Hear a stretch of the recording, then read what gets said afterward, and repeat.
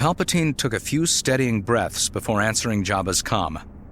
He gazed out onto the skylanes and cityscape beyond the transperistyle wall of his office, head resting against the back of his chair, and then swiveled slowly to face the transmitter on his desk, instantly an icon of benign civic duty. "Lord Jabba," he said softly, "how are you?" Jabba's interpreter droid, TC-70, was close by his master's side, and although Palpatine understood Huttese, it suited him to feign ignorance. The droid was a very accurate interpreter, as it turned out. Lord Jabba says his son is still missing, and that means he is deeply unhappy. And when he is deeply unhappy, that tends to color his approach to diplomacy. Quite a tidy warning. I'll give Jabba a point for that. We might have a lead, Lord Jabba. I have my best operatives on the job. Rest assured we're giving this our utmost attention. Jabba narrowed his eyes to mere slits and shook slightly.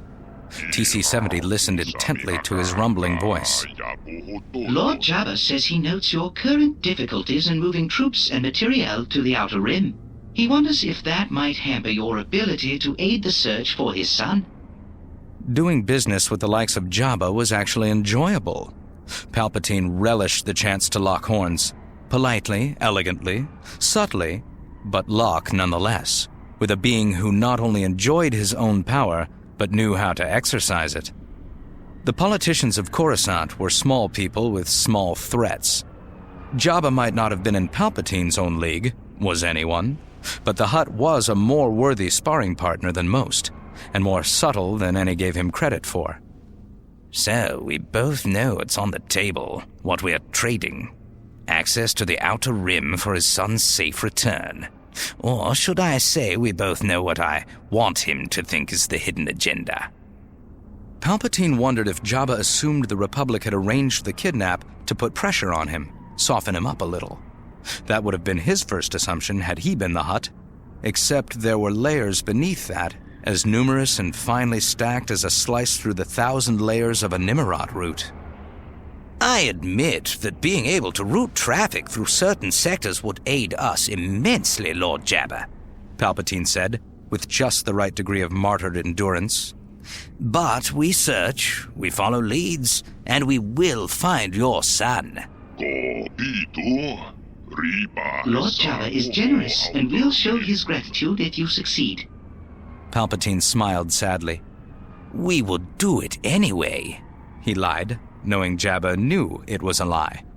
No civilized state could ignore a plea to help an innocent youngling. I know how important family is to Hutts, and how unusual it is for one relative to betray another.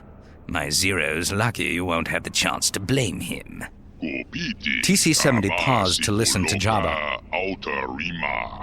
Master Jabba says he's glad you understand him. Jabba thought he was playing a high-stakes game. That was clear. He was used to it. He hadn't become the unchallenged leader of the most powerful of Khajiitics by assuming the best of anyone. Palpatine gave him the kind of smile that just might have suggested that he knew the Hutt suspected everyone every time, but that he would keep his end of the bargain anyway. Yes, Jabba was used to playing deadly games, but he wasn't used to being one of the pieces. And that, in Palpatine's meticulously planned war in which he controlled both sides for one grand purpose, was all that Jabba was. He would never know.